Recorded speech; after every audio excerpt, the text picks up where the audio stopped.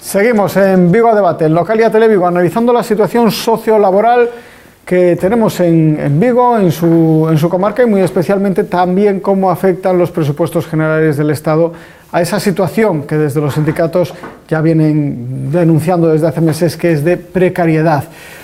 Oye, os voy a dejar una pregunta en el aire, porque a lo largo de estos 10 años de crisis económica, vamos a llamarla así, se ha producido un fenómeno que a día de hoy todavía no se ha retirado. Yo no sé si sois conscientes de ello o no. Es el de las becas laborales. Esas becas de ayudas a personas que salían en principio de la universidad para que se pudieran incorporar al mercado laboral y que a día de hoy se han convertido en una herramienta que hace que las personas que no acaban de salir de la universidad pero que tienen formación no puedan incorporarse al mercado laboral. ¿Por qué? Porque el empresario dice, es que por lo que te pago a ti me sale mucho más barato contratar a través de una beca, y tienen nombre esas becas, por ejemplo la beca FEUGA, becas concretamente que hacen que las empresas estén regenerando trabajadores, becarios constantemente, sin que las personas que están formadas y que han salido de la universidad, y que incluso personas que han optado, que han trabajado en su día con una de esas becas, puedan incorporarse realmente al mercado laboral, sino que es una herramienta que se está utilizando por parte de las empresas para ahorrarse trabajadores.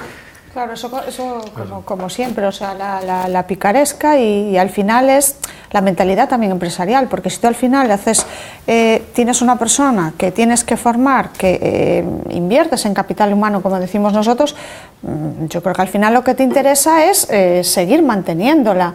Pero bueno, aquí lo que se hace es lo que dices tú, no. Cuando hablamos muchas veces tendemos a generalizar, pero que se me entienda. En la empresa lo que vemos es únicamente los costes. Yo lo digo muchas veces también por la mía. Cuando hacemos algo, aún hoy, por ejemplo, teníamos una reunión de prevención de riesgos y estábamos hablando de las evaluaciones psicosociales, ergonómicas, etcétera, etcétera. Tenemos que hacer una para cada tienda. Claro, pero es que cada una cuesta 2.000 euros. Es que me da igual. Es que es una inversión, además, al final, para la empresa, el que sus trabajadores estén bien en los centros de trabajo. Y el tema de las becas es igual. Bueno, pues tenemos a cada 6 meses, oye, mira, pero es que si tenemos a una persona cada 6 meses, supone que el primer mes tengo que formarla, el segundo la estoy supervisando, el tercero más o menos la dejo sola, y cuando ya me puede funcionar se tiene que ir y viene el siguiente. O sea, es que es, yo perdón, de idiotas, es de idiotas. Sí, pero é un modelo que en realidad lles interesa. Vamos a ver, o das becas non deixa de ser un pouco todo este tipo de contratación precaria que se está falando, por exemplo, empresas multiservicios, a través falsos autónomos. Ahora nos aparecen que empeza unha nova modalidade que chaman a economía colaborativa, que non deixa de ser máis explotación do mismo. Al final, a quen lle interesa todo eso? As becas, este tipo de becas, onde estás teniendo traballadores, personas moi cualificadas salen da universidade e estés en precario completamente. É dicir, al final o que pasa que, e o digo así, hai unha parte do empresariado moi importante, non só en Galicia, sino en todo o Estado, que ten unha mentalidade moi ratera, é dicir, de corta, de decir, sacar os beneficios ahora, que antes falabas do norte de Europa, que é unha completamente diferente ao que pode ser no norte de Europa. É dicir, un empresariado que está buscando o beneficio rápido e fácil, e o único que fai é que non construye nada, o único que fai é sacar o beneficio rapidamente, porque o que falamos, un pouco ligando cos salarios de antes, non será mellor ter traballadores e traballadoras estables, con un salario digno, cualificados? Non. É preferible ter canta máis precarios mellor, os tes en unhas condicións, porque aí estás, parte do teu beneficio está salindo de aí. Pero iso non deixa de ser pan pa hoxe, fame pa mañán. Non deixa de ser eso. Entonces, o que hai que cortar, primeiro, se os empresarios non adoptan unha postura racional, que, como entenderíamos, nos que sería racional, está claro que os medios públicos, es decir, que os gobernos deberían decir, aquí isto non se pode permitir. Que o goberno non é consciente de que isto é consciente, claro que sí. Non, é consciente, non, que dicía un pouco ao principio, é que un plan deliberado, todo isto é un plan deliberado. Esta facilitación deste tipo de políticas é porque, antes decía Meli que es que o goberno, que aí non comparte, decía que o goberno está illado na Moncloa. O goberno non está illado na Moncloa, ni creo no illamento da Moncloa. O goberno se relaciona, pero que moi ben, pero se relaciona relaciona con se quere relacionar, non con nós, non con ni cas centrales sindicales, ni cas organizacións de esquerda, se relaciona... Me refería a iso, a illado da persoas da pé, non de la élite. Se relaciona cos bancos, se relaciona con grande empresariado, ni con pequeno empresariado, se relaciona con grande empresariado, e claro, é esa que esas medidas económicas para beneficiar os seus, e senón non entendemos o que está pasando. É dicir, que unha parte dunha política deliberada, e por moito que nos digan que eso sí que é fastidiado porque está calando na sociedade, que é a única política posible. Non é certo. Iso é dicir, todo se pode cambiar, todo se pode cambiar. Diñeiro hai, eu teño dito en algunha vez máis unha ocasión, que é como a física, nin se crea, nin se destruye, se transforma. Cambia de más, en este caso a física sería que se transforma, en este caso cambia de más. Pero o goberno ten unha política de acumulación de riqueza en poucas más, que o único que está facendo é empobrecer a sociedade. E iso podemos falar das... porque iso tamén ten que ver cas pensións, ten que ver con todo. A mí, perdón, solo un exemplo con respecto ao que decía Berto, o tema ese de que cala na sociedade, que é o único posible, que cale na xente me preocupa, pero que institucións públicas justifiquen eso, e o digo porque fai pouco nunha mediación con Inspección de Traballo había unha empresa que lle pagaba aos seus traballadores por debaixo do salario, e nesa mediación con Inspección de Traballo a empresa justificou que, bueno, que iba a contratar a máis xente polo descontento que había na empresa, e nós decíamos, oye, vale, pero pagándolle o que lle corresponde a todos. Pero es que están creando empleo. Hombre, no. ¿Qué empleo están creando? Empleo de, como digo, de bono social, de luego ir a la fila a coller o kilo de azúcar, como... No, hombre, no. Sabes, entonces, que ao final, sabes, as propias institucións que supostamente ten que, entre comillas, axudar no desequilibrio que hai no mundo do traballo entre traballador e empresario, como pode ser na Inspección de Traballo, ante unha situación injusta e de incumplimentos, que che digan, es que están creando empleo. Dices, bueno, e en que mundo vivo, entonces? Lo que está claro que é un debate de fondo político e un debate que eu creo que temos que ter claro que outro mundo é posible e outro tipo de sociedade posible, e o que non vale querer moldear certas cosas que non se pode moldear, e de feito eu digo, e non teño ningún corte en decirlo, nos defendemos o tipo de modelo social, e de feito nos defendemos unha sociedade socialista porque creemos que isto, en esta sociedade, se seguimos así, non vai cambiar, e creemos que pode ser unha sociedade moito máis xusta, solidaria, podemos poñerlle o apellido que queramos, pero outro modelo posible, porque estamos vendo que isto é a depredación máis absoluta, e ou damos un cambio ou reforman isto dunha forma racional, ou temos que cambiar de modelo radicalmente. Ernesto, é un plan deliberado do goberno para acabar coa sociedade actual? Bueno, eu non vou entrar nesa definición, pero sí que o goberno ten un plan, está claro, e desde o primeiro día que se sentou e ocupou casi me preocuparía máis que non o tivera, Pero bueno, que van a salto de mata ou que están improvisando. Pero tamén é certo, eu non vou a xustificar, digamos, a obxectividade, o bon que facer de gobernos, que non me toca a mí esa parte aquí, evidentemente, pero claro, con un goberno que permanentemente basa a súa xestión no mal que o fixeron os outros, digo, joder, se durante 5 ou 6 anos esa é a xustificación de o que estás facendo, non? É mal, bueno, cada un que saque conclusións, porque aparte, decir, os datos falan en sí delo, decir, nós vemos o noso entorno, o resto de Europa, que non mellora sustancialmente o noso país. En algunhas cuestións de índole social probablemente sí, pero eu me fixo no mercado laboral, e claro, levo moitos anos no mercado laboral como traballador, evidentemente, non? E que eu non recordo que o noso país houvese baixado do 7%, 8% de desemprego. Eu non o recordo. O recordo nunha etapa previa antes da crisis, que estuvemos en torno ao 8-9%. Cando a crisis, e o epicentro da crisis, que azotaba en maior ou menor medida o resto dos países do noso entorno de Europa, e digo os máis aventaxados, Alemania, Francia, etc., que estaban en torno ao 9%, e estaban sufrindo esa situación de crise, e nos no 26%. É que temos un problema no mercado laboral. E ademais, xustamente cando se producen esos dentes de sierra, que hai que protexer as persoas, hai que darlle cobertura, o que se fai é o contrario. O que se fai é afondar en medidas que supuestamente van a incentivar el empleo. Pero ¿qué empleo si se está destruyendo el empleo? ¿Cómo usted puede subvencionar la contratación cuando está sucediendo lo contrario? Es decir, hay cuestiones que son ilógicas. Es como en este momento, pues bueno, que se saca da Seguridad Social, ¿para qué? Para subvencionar ¿qué empleo? Empleo estable.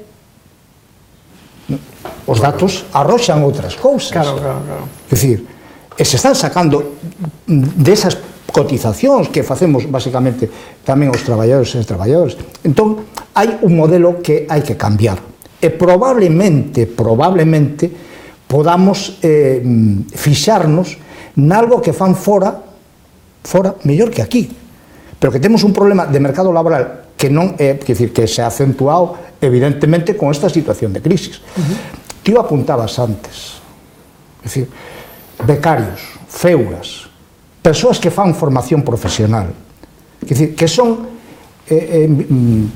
mandadas, entre comillas, a facer prácticas, que se supón que esas prácticas lles vai a dar posibilidades de integrarse no mercado laboral. O que se fai é o contrario.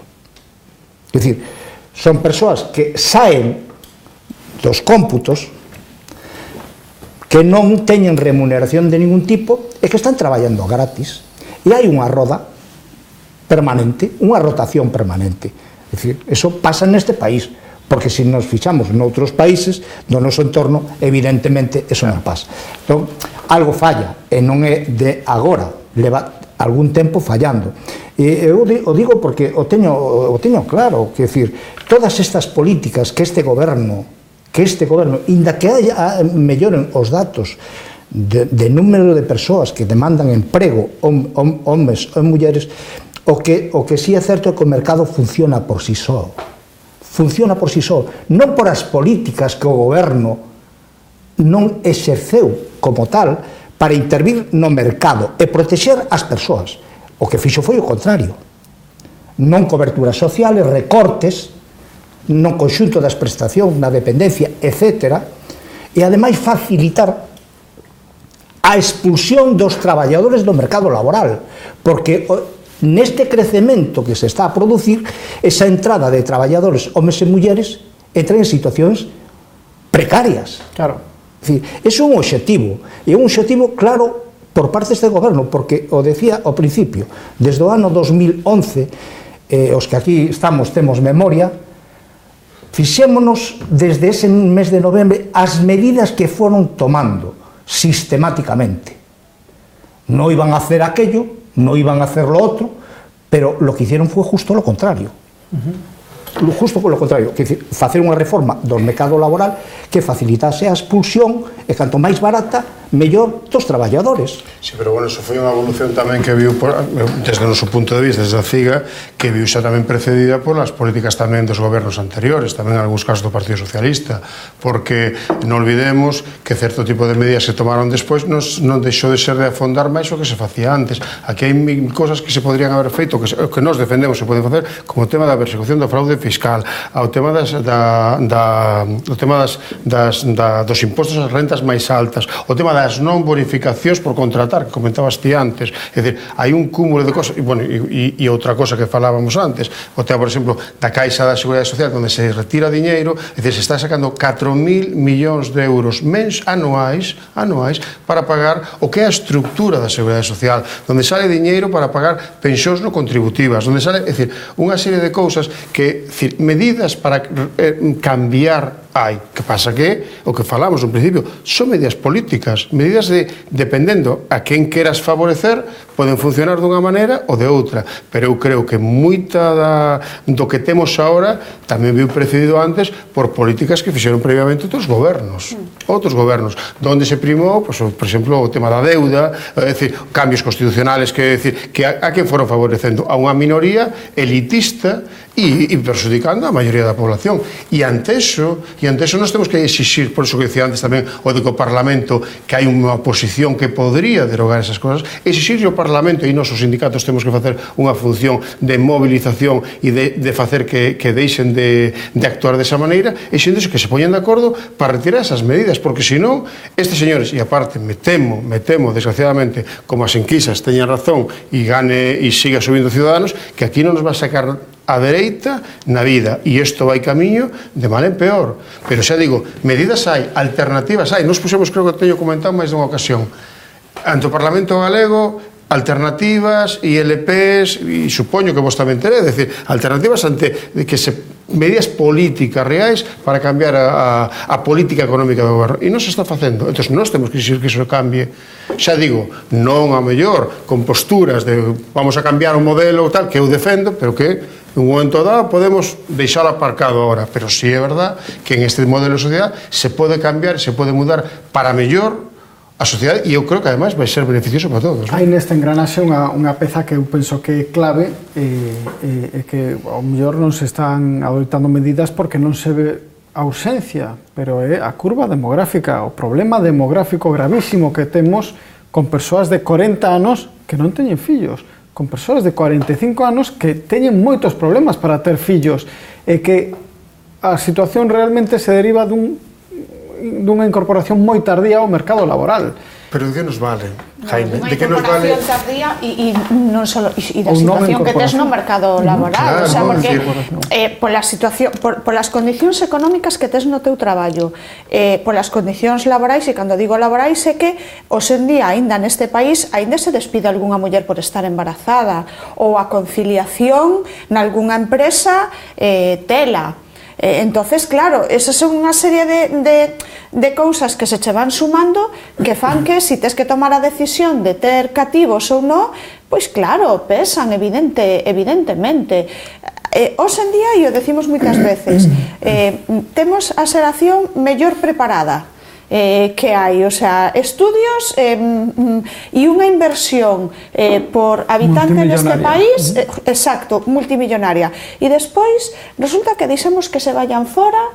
Claro, se se van fora, as condicións económicas están mellor ali, evidentemente se van a quedar ali, terán familia ali, con que se vai engordando cada vez máis esa bola de neve. E que o tema además demográfico moitas veces cando decimos se utiliza moito, sobre todo cando se fala das pensións, non? Pero si xa non falta de ter fillos ou fillas, si cando chegan aos 18 anos emigran. Xo comentaba antes, hai un dato que nos últimos anos emigraron 100.000 mozos e mozas. Está moi ben que teñamos fillos, pero teñamos fillos ou fillas, pero para que teñan un traballo digno, unha situación digna, pois non tendrá que marcharse. O que te apuntabas ao principio, son 100.000 persoas que non computan nas colas do paro de España, e entón se pode falar de recuperación. Claro. Ou noutras partes do Estado, en moitos casos emigra por outras partes do Estado. Volvemos casi ao inicio, que, decir, un país con un alto nivel, a meu xuizo, da formación dos seus xovens, homes e mulleres, é triste, moi triste, que a elección de coñecer mundo, buscar oportunidades, non sexa unha elección, senón unha obligación. Porque o noso país, a estes xovens que se incorporan moi tarde ao mercado laboral, habría que preguntarlle a eles que calidade de empleo se ofrece que o mercado laboral neste país. Con eso ti podes facer un proxecto de vida, facer un proxecto como persoa. Pois non, desgraciadamente, non. Por eso, e por moitísimas máis razóns, os nosos xóvenes con un nivel de formación moi alto teñense que ir. Non é unha elección, é unha necesidade. E con elo se produce unha descapitalización do noso país, porque formar a nosos xoves, homes e mulleres, costa recursos públicos que se verán efectivamente beneficiados outros. Que aproveitan outros. Perdódeme, pero que quedan poucos minutos, a verdade é que nos metemos neste asunto que ten moitas patas e moitas aristas e non quero que deixemos de falar da realidade aquí de Vigo. Eu dixen antes de ir a publicidade que tiñamos que falar da situación dun sector como é o naval e a automoción. Sector naval, unha pregunta, vai ter que ser casi de sí ou non. Ese plan que puxo en marcha, plan formativo que puxo en marcha a Xunta de Galicia para responder á necesidade deses 1.500 traballadores que dicía o presidente de Barreras que necesitaba o sector naval de Vigo para os próximos anos e que non existían na área de Vigo. Está funcionando? Cal é o feedback? Cal é o retorno que tedes? Creo que ese plan, a meu xuizo, é un mero anuncio. É dicir, un anuncio que non se veu materializado. E ademais con pouco éxito. Pero se está producindo esa formación. Sí, entre comillas, se está producindo esa formación supuestamente, vamos, non sei se meus compañeros da mesa, é dicir, a Xunta de Galiza, o Goberno de Galicia fala de formar a persoas para o sector naval, vale? Pero, que decir, vamos, eu creo que se quedou nun mero anuncio porque creo que nin a SIME nin as organizacións que nos representamos estamos aí. E algo podríamos decir, non nese sentido. Non só iso, fíjate, fai pouco non outro exemplo, os vai de exemplos. Para nós tamén é fume, o sea, máis do mismo que nos ten acostumbrados o presidente da Xunta, que son moitos anuncios, máis ben parece un director dunha campaña de publicidade, dunha empresa de publicidade, máis que un presidente dun goberno de unha autonomía. Lo siento, Berto. No, unha nación. Vos gusta unha nación. No, decía o do exemplo porque fai pouco nos facíamos unha pregunta polo tema este que decían que aquí non había xente cualificada porque non estaba formada para o tema da naval e necesitaban, e nós nun comité provincial de emprego preguntábamos se tiñamos un constancia de cantas persoas das que están anotadas en desemprego teñen o curso de formación. E dende o representante da Xunta nos decía que non, que sería imposible miralo e tal. Sí que é posible miralo. Outra cosa que claro que eses datos o mellor non interesan dalos as organizacións sindicais, pero sí que se poden mirar, como despois o comprobamos a través de uns picados e de unhas cribas no sistema informático do INEM. Entonces, bueno, se ti tes esa posibilidad, porque esa me estás dicindo que non é posible porque o mellor xa por detrás o que estás intentando pechar é pechar a argumentación, como digo eu, para que despois lle permita ao presidente de Barreras, o señor García da Costas, que se tiene que traer a la gente de Portugal. E ojo, vamos ao mismo, non estamos discriminando os portugueses, ollo, porque se teñe que vir aquí a traballar igual que nós emigramos nun momento, pero veñen aquí para pagar yo mesmo que lle pagan os nosos compañeiros desta cidade, o que está estipulado no convenio do metal, e se non, non.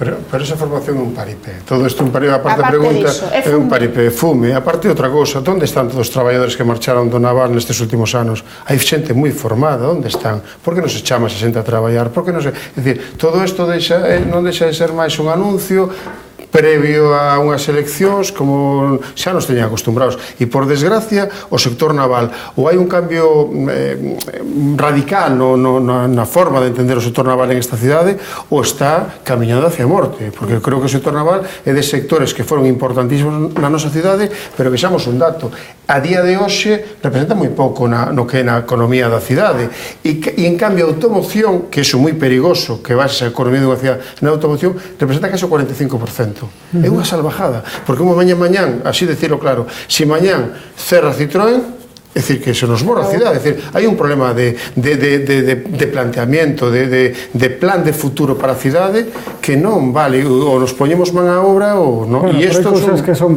difíciles de loitar contra certos datos. Estou pensando, por exemplo, no caso de Inditex en Coruña tamén, o grueso dos cartos que se moven na provincia da Coruña, non sei o porcentaxe, penso que o máis do 50% procede de... Pero é perigoso, porque se mañá... Claro, pero é moi perigoso, porque se vai esa economía en este tema... Obviamente sí, pero bueno, é que é moi complicado que sectores como o servicio, incluso sectores industriais propios distintos da automoción, neste caso, poidan xerar o volumen de negocio que xera unha factorial como é Citroën no momento no que está ademais a planta de Citroën en Vigo, que a verdade é que a nivel internacional está ben posicionado, está con boa producción. Pero a mellor aí a Xunta de Galicia e os poderes públicos a mellor ten que facer unha inversión pública para apostar por outro tipo de empresas. Por exemplo, co tema da automoción, un holding non apostando tanto por salarios baixos como apostar máis, por exemplo, por outro tipo de coches como son os coches híbridos, é dicir, meterte no mercado para intentar ser diferentes e non competir solamente a baixa. Competindo a baixa, ao final sempre vai haber alguén que te vaya a fastidiar. Podemos falar de Portugal, podemos falar do norte de Marrocos ou podemos falar de muitos sitios. Néstor, para pecharse na mesma línea. A verdade é que eu non falaría de persoas portuguesas que están aí, non? Porque hai unha importación neste momento, quizáis a meu xuicio por unha necesidade que ten, falo do sector naval, de unha importación de man de obra fora do ámbito de Galicia e fora do ámbito de Vigo, porque nestes 10 anos tamén é certo que moitas persoas do sector naval abandonaron, que se xubilaron, e as persoas cualificadas que teñan unha formación específica, soldadores, caldereiros, etc., tuveron que, como xóvenes, tuveron que buscarse as favas fora de aquí. Claro, e ahora se teñen que volver cos salarios que se lle ofrecen, evidentemente, se teñen que competir estando traballando en Alemania, en Holanda, así, non van a voltar. O que se demostra tamén é que non hai, a meu xuicio, unha política industrial da Xunta de Galicia no sur de Galicia. Pono de evidencia. Pono, a meu xuicio... No norte. Sí, pero eu falo do ámbito onde estamos. Foi ese motor industrial. Correcto. Pero cada vez pesamos menos na economía do país. Non hai unha ausencia total. Quer dicir, como se pode... Quer dicir, vamos a ver, que eles saben, se supoñen que nos gobernan aquí, teñen que ser os máis listos. E anticiparse incluso, pois, aos posibles crecementos, as inversións, etc., porque teñen máis información. E non había un plan, ese plan, non sei, chamado Plan de Formación, que anunciou, creo recordar, a Xunta de Galicia, pero eu me repito, é dicir, será sobre o papel, porque na práctica, é dicir, hai unha cuestión que é real, que é dicir, que esa man de obra que tiña que sair desta cidade ou desta comunidade para cubrir esa demanda, ven de fora. É dicir, eu creo que aí ten unha responsabilidade importante a administración autonómica nese sentido. Ernesto, Amelia, Meli, Alberto, moitísimas grazas os tres por acompañarnos. Nos veremos, bueno, pois dentro de un par de meses ou tres nesta mesma mesa, seguramente con mellor tempo tamén. Eso esperemos, por favor. Moitísimas grazas por acompañarnos. A vostedes, pois nada, nos vemos dentro de 7 días aquí en Vigo a Debate. Moita sorte, unha aperta e sexan felices.